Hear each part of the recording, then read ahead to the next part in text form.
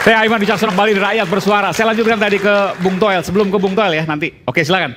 Betul nggak Anda katakan bahwa siapapun pelatih nggak perlu Sintayong, naturalisasi jalan, Indonesia menang? Itu menjadi kemungkinan terbuka. Oke, artinya Anda benar mengatakan itu? Argumentasinya kan kelihatan dari... Enggak, saya konfirmasi dulu. Anda sempat mengatakan itu? Saya tidak kemungkinan terbuka. Siapapun pelatihnya. Menurut saya secara sepak bola terbuka itu. Oke. Dengan kualitas pemain naturalisasi yang sekarang hadir. Merem? Ya nggak merem. Maksud saya nggak merem, tapi ada Ragnar, Tom Hai, terutama yang terakhir Jai Izes, makanya bisa menang di Hanoi 3-0, itu sangat signifikan perbedaannya. Oke. Kalau kita lihat secara sepak bola, tanggal 21 Maret di GBK dengan di Hanoi tanggal 26 Maret itu berbeda banget. Dan siapa yang kasih pembedaan? Ragnar Ratmangun, Tom Hai, Jai Izes. Lalu kan kita wajar dalam sudut pandang sepak bola timbul pertanyaan logika. Ini karena kualitas naturalisasi atau kecerdasan taktikal Sinteyong, kan begitu. Ini juga bisa nyambung ke U23 ini nanti pertanyaannya. Contoh misalnya, Justin Hubner sedang upayakan untuk bisa dipinjam dari Cerezo, Elkan Bagot gitu kan. Kalau dalam logika sepak bola yang umum, situasi ini kan begitu effortnya luar biasa nih ketua umum, bahkan Menpora kan melakukan pendekatan. Harusnya pelatih tidak boleh ketergantungan pada 1-2 pemain kan. Artinya ini kan menunjukkan bahwa Justin Hubner akan Bagot di situ maksudnya. Ketika tidak ada itu, ada kekhawatiran yang besar kan. Logika bolanya kan begitu. Ya. Makanya ada upaya effort yang luar biasa gitu loh. Gitu loh. Jadi harusnya kita ingin melihat ketika tidak ada 2 pemain itu, ketika tidak ada Rizky Ridho, tidak ada Justin Hubner, kira-kira apa yang dilakukan oleh Sinteyong? Jadi kalau itu dari sudut pandang sepak bola. Ya. Jadi kalau saya tanya gini, Indonesia Gini, itu potensi menangnya besar loh, naturalisasi jago-jago. Naturalisasi di 23 4 loh. Beda sama yang di senior, bedakan makanya analisisnya beda. Kalau yang di 23 ini, kita justru harus mengapresiasi para pemain dari Liga 1 yang kontribusinya besar. Nah poinnya kaitannya dengan local pride tadi. Local pride itu konotasinya merendahkan, meremehkan kualitas Liga 1. Baik itu pemain lokalnya, domestiknya maupun para pelatihnya. Itu yang terjadi di atmosfer publik bola, terutama di media sosial. Enggak, bukan, pertanyaan saya belum dijawab. Itu konotasi dari local pride. Padahal di U23 kemarin, sebut satu-satu deh. Hernando Ari, Rizky Ridho, Komang Teguh. Di sebelah kanan Rio Ilham maupun Fajar Fatur Rahman. Lalu ada Witan, itu main di Liga 1 semua. Marcelino besar di Persebaya, Pratama Arhan besar di Semarang. Kontribusinya besar. Yang naturalisasi kan 4, cuma 4. Jadi bedakan antara yang senior dengan yang 23. Oke, tapi 4 kan juga udah luar biasa. Ya, udah 4 itu kan dari 11 berarti berapa persen tuh? Hampir 40% kan? Iya, betul. Artinya sebenarnya sebenarnya terbuka peluang besar untuk menang dengan Indonesia Gini. Dengan negara Gini itu, Guinea. Gini kalau lihat individu pemainnya yang berkarir di Eropa, maka kita ngelihat bahwa secara prediksi bolanya nggak mudah. Nggak akan mudah. Apalagi ini main di Perancis yang sebetulnya buat mereka mungkin lebih akrab. Mereka lebih akrab main di sana kan ketimbang kita. Dan bahasanya gitu. Sama ya, betul? Apa? Bahasanya sama. Oh iya. Mereka bisa. Mereka juga banyak main bola di Belgia, di Turki. Artinya mereka punya pengalaman itu. Tapi apakah secara tim ada sesuatu yang bisa berubah dalam sebuah pertandingan, satu pertandingan playoff? Bisa aja. Itu kan terbuka aja. Every underdog has his day gitu loh. Jadi setiap underdog selalu punya harinya. Let's say kita kan dari awal Piala Asia U23 itu kan underdog. Kalau mentalitas underdog itu terus dijaga, maka itu yang sebetulnya jadi senjata. Maka tadi kan Bung Aiman tanya, kita pernah bayangkan nggak?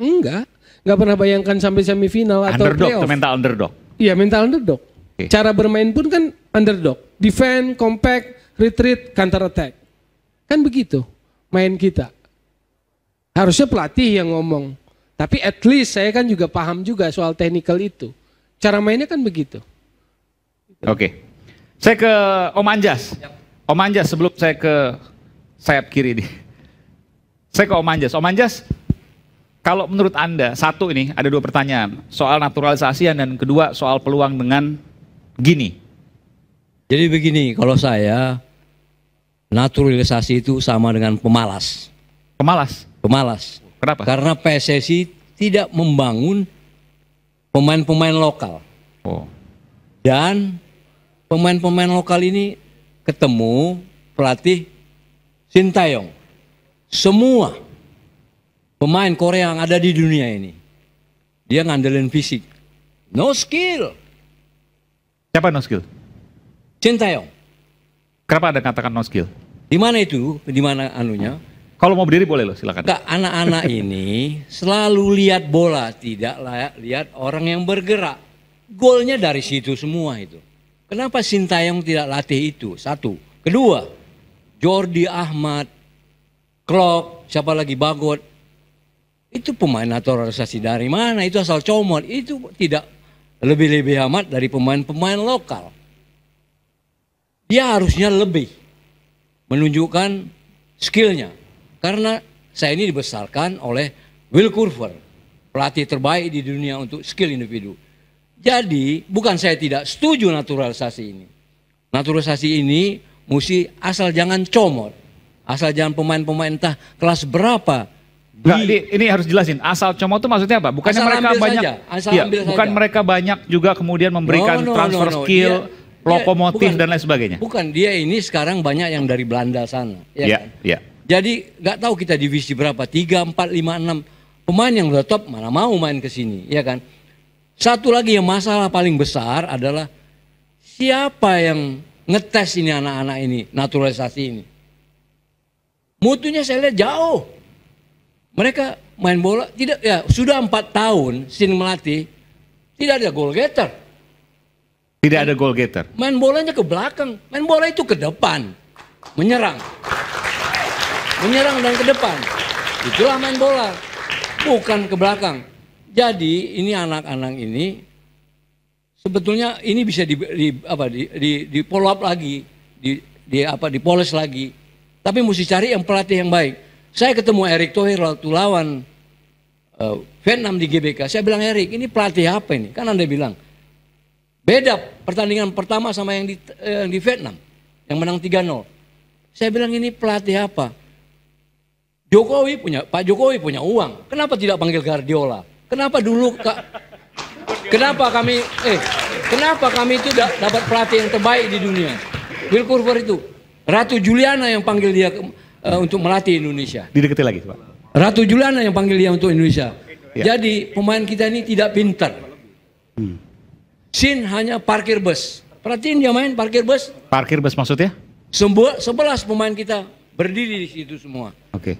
Kita tidak bisa bikin gol. Coba lihat. Pemain strikernya naturalisasi itu cuma yang nomor 11 itu siapa? Struik. Yang lainnya kamu lihat sendiri. Nendang bola ke langit ke-7 semua itu. Lebih dekat lagi. Nendang bola ke langit ke-7 semua. Oke.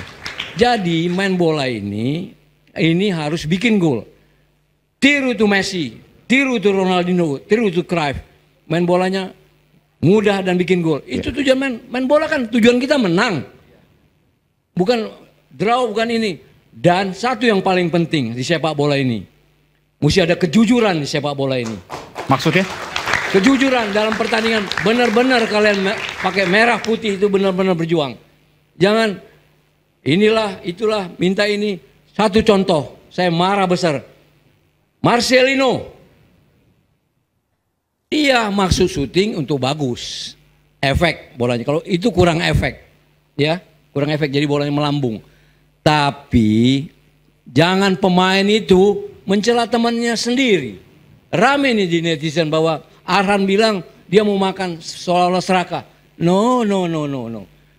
Itu kalau dikasih bola Arhan, saya tahu kualitas Arhan. Hanya melempar bola saya, nggak bisa apa-apa anak ini. Oke. Tapi luar biasa, 75 tahun tahu netizen, ini luar biasa. Ya. Pak, kita ini dilatih di penalti area. Tiap hari latihan di penalti area, depan dan belakang. Selalu bikin gol. Jadi kita tahu persis kalau bola di sini, ini golnya di sini. Kalau bola di sini, gol di sini. Kasih gua nih biar gua bunuh nih kiper nih. Ada istilah seperti itu. Jadi Tendang maksudnya ditendang. Gol, digolin ya? Bikin gol. Bikin gol maksudnya. Jadi main bola itu mesti otaknya jenius. Jangan seperti Sintayong ini, dia tidak latih. Dia tidak latih ini anak-anak. Orang main bola itu adalah hanya fisik mulu. Makanya saya suka selalu protes, ganti itu Sintayong. Kita banyak uang, kenapa tidak Guardiola yang pintar? Ini kita harap anak-anak bisa sukses, tapi bermainlah benar-benar untuk Indonesia. Jangan kalian tegang, jangan seolah-olah kalian ditonton sama rakyat Indonesia, karena itu bikin beban. Itu problemnya kalau pertandingan gitu, dia tidak bisa tidur malam itu anak-anak. Karena presiden saya nonton, ini nonton, gemetar kakinya. Anda lihat, kalau pemain itu mau masuk dalam lapangan, mukanya pucat, Anda lihat, matanya tidak tajam, itu berarti dia takut. Bagaimana dia menang kalau sebelum pertandingan dia takut? Jadi di tim ini, U23 ini, tidak ada generalnya di lapangan, nggak ada. Kita paling sulit kalau ketemu orang yang petarung. Iya. Under pressure-nya keras, tacklingnya keras. Ini gini, ini tipenya seperti Mali. Dia main seperti apa nih? Football on the street. Gak ada teknik, gak ada taktik. Begitu Anda dapat bola, dikurung 2-3 orang. Begitu dia dapat bola, counter attack. Ini dia bubar seperti tahun. Kalian diserang ini. Itu kalian mesti camkan ini. Apakah anak-anak ini tahu? Satu yang saya paling tidak suka. Saya bilang tadi kejujuran. Kalian lihat Witan, Marcelino atau Syarhan suka diving. Waktu diving lihat matanya. Matanya lihat kiri kanan, ini wasit bantu saya nggak gini. Jadi ini tidak bagus. Makanya saya bilang harus jujur main bola ini. Oke, baik. Itu dari saya. Nanti saya berikan kesempatan lagi. Saya bicara Iman. Ya. Masalah teknik, saya nggak ngerti yang lain-lain. Iya Om. Ya, baik. terima kasih. Baik, terima kasih. Saya yakin bahwa apa yang disampaikan Om dari hati lewat kejujuran meskipun ada banyak yang tidak setuju. Saya nanti akan ke Bung Arya tapi saya lihat ada ekspresi-ekspresi yang menggundahkan Bung Ege, Bung Effendi Ghazali. Silakan Bung. Iya, Assalamualaikum warahmatullahi wabarakatuh. Waalaikumsalam warahmatullahi wabarakatuh. Ada 2 kalimat pengantar. Yang pertama, saya dicantumkan sebagai penggila bola. Itu paling aman status itu, gitu ya. Karena cuma orang gila maksudnya kan, penggila bola. Dan penggila bola yang bingung kenapa sekarang sedang ada orang gila-gilaan terhadap naturalisasi atau tidak ya, dalam kondisi pro dan kontra yang saya yakin Toel tidak di situ karena saya mengenal dia sebelumnya, jauh sebelumnya. Yang kedua, saya menggilai bola sejak 1990, sudah ke Piala Dunia 1990 gitu ya. Jadi artinya kalau ada yang agak nyesek-nyesek ke saya gitu, saya bilang ya mungkin Anda waktu itu belum sempat main bola, saya sudah ke sana lah begitu.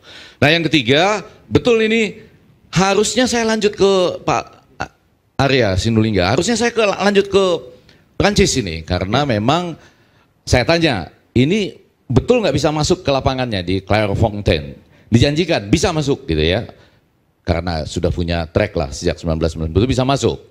Cuma kan ada 2 hal tadi. Yang pertama janji kan sama rakyat bersuara ini bahwa harus datang malam ini, betul ya tadi ya? Sudah janji sebelumnya. Yang kedua emang agak berat. Di samping kalau kita kan terbang ke sana sini tuh naiknya ekonomi itu ya, lain dibandingkan para petinggi ini beda gitu. Jadi ya sudahlah. Nah, tapi yang mau saya bilang begini, yang pertama ya, soal naturalisasi ini kan sebetulnya dalam konteks statuta FIFA, peraturan FIFA, statuta PSSI itu pun kan nggak ada masalah kan? Iya dong, kalau kita naturalisasi. Tidak ada yang dilanggar maksudnya gitu? Iya, kalau kita naturalisasi. Terus tidak ada larangan. Iya, artinya nggak ada yang dilanggar lah. Begitu kita naturalisasi, terus ada yang dilanggar, kita kena hukuman ya kan? Iya. Nah enggak, jadi artinya saya mau melihatnya dari 2 sisi. Sisi yang pertama, kan soal induktif nih. Kalau pakai teori-teori itu adalah akselerasi. Ya kan, lebih dari itu di atasnya lagi trickle down. Kalau yang di atas ini diperbaiki, maka nanti mudah-mudahan ke bawahnya, kan kalau dibagi 3 yang di atas itu tadi ukuran prestasinya apa? Ada yang mau dibantah nggak dari apa yang disampaikan oleh Om Anjas tadi? Enggak, pelan-pelan. Oke. Bisa dibantahnya dalam konteks ini. Saya mau itu yang pertama tadi akselerasi. Oke. Sekarang peringkat FIFA kita naik ya, 134 hari ini. 134 ya. Terus kemudian Dari sebelumnya berapa tuh? Wow, luar biasa. 170 ke 134 kita berikan. Iya. Lalu bikin sejarah-sejarah ya. Lolos ke Piala Asia Senior, maju keluar dari grup gitu ya. Saya ada di situ. Terus kemarin ke semifinal ya. Sebelum terhenti ya di sana karena Uzbekistan misalnya. Jadi ada sejarah-sejarah itu untuk bagian yang atas. Yang di tengah tentu saja soal kompetisi. Nah, maksud saya apakah akselerasi ini juga dipakai nggak untuk yang di tengah ini? Jadi maksudnya akselerasi di atas nih. Yang di tengah untuk kompetisi akselerasi nggak? Saya nggak tahu ya, nanti mudah-mudahan izin para ketua umum PSSI sebelumnya, Pak Exco, para pemilik klub, dan pengamat sepak bola. Yang pengamat tuh sama penggila sebetulnya sama, tapi pengamat tuh lebih banyak bebannya gitu ya. Nah, itu ada nggak kompetisi sepak bola di dunia? Ya, sepak bola itu diciptakan 1863 oleh manusia untuk manusia mencintai manusia, gitu ya. Wow, bisa saja saling, kita kalau nonton bola harus dalam tanda petik mengenyek atau saling. Bang Fendi, tapi pertanyaan sederhana, kita nggak perlu naturalisasi, yang perlu adalah pengembangan. Dan kalau seandainya naturalisasi banyak, nggak perlu juga pelatih yang bagus. Kalau pelatih bagus, ambil yang paling bagus sekalian. Itu yang disampaikan oleh Om Anjas. Turun saya cepat-cepat sekali, setengah menit.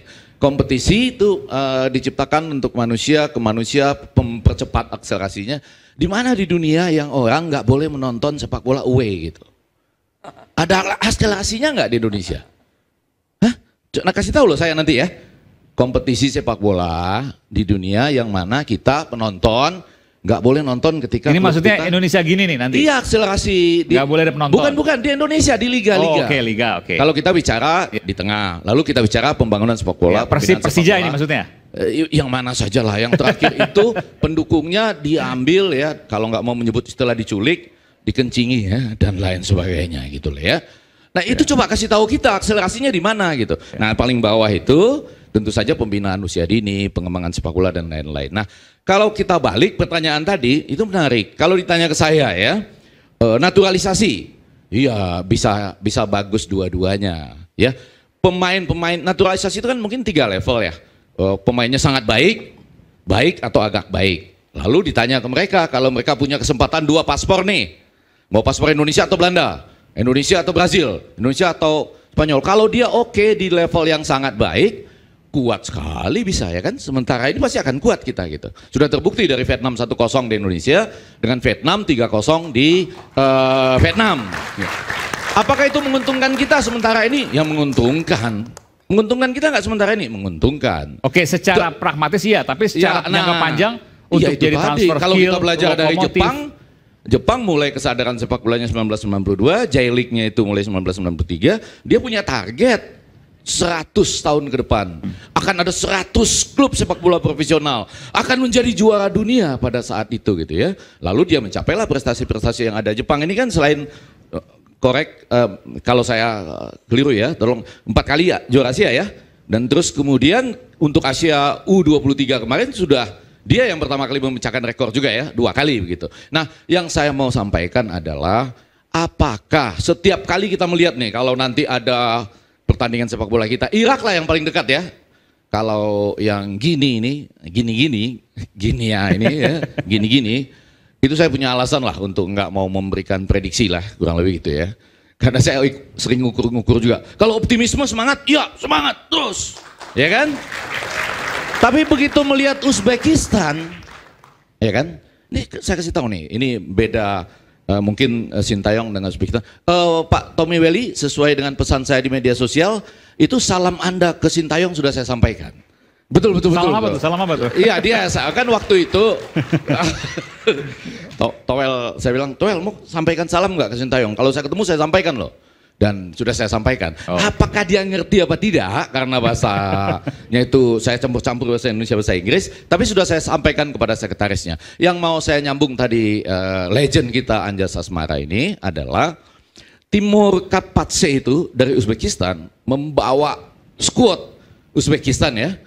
Itu 22 pemainnya cuma 2 yang nggak main lah artinya. Semua bisa main gitu. Nah kita sekarang ini menghadapi gini nih, betul-betul yang ini harus dipanggil. Yang ini harus dipanggil. Kalau enggak ini, kalau enggak gini gitu loh. Seperti ada kekhawatiran. Nah saya ngebayangkan 6 Juni nanti ini kita lawan Irak. Siap nggak kita melihat kalau misalnya yang ada di lapangan itu 9 pemain naturalisasi dan 2 mungkin pemain liga kita misalnya. Kan kiper ada pilihan tuh. Martin Pes atau Hernando. Bagusan mana? Martin Pes sama Hernando sekarang misalnya.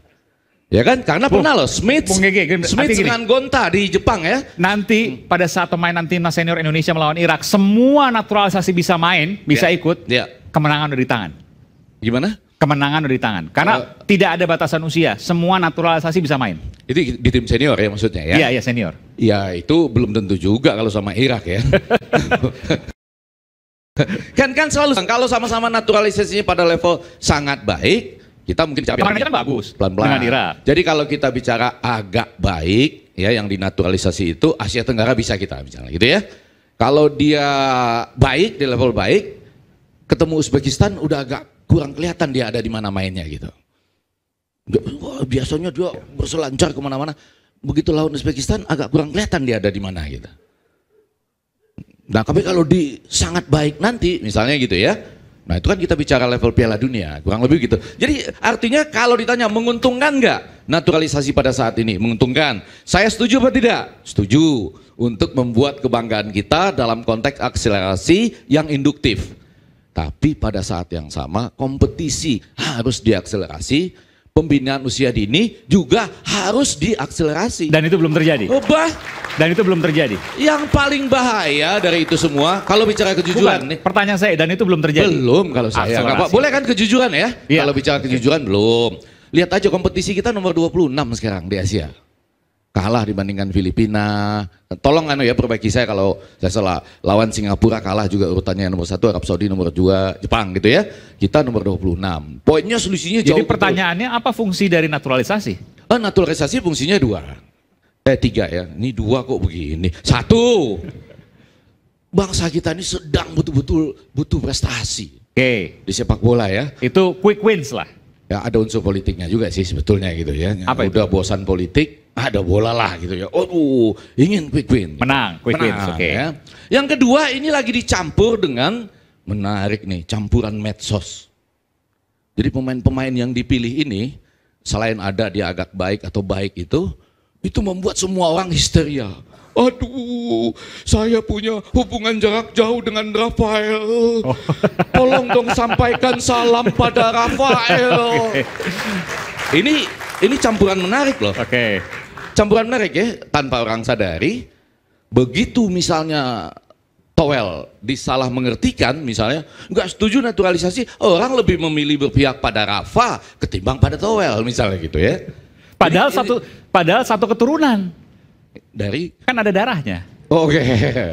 Nah yang ketiga ini juga menarik, alasan-alasan soal darah ini ya.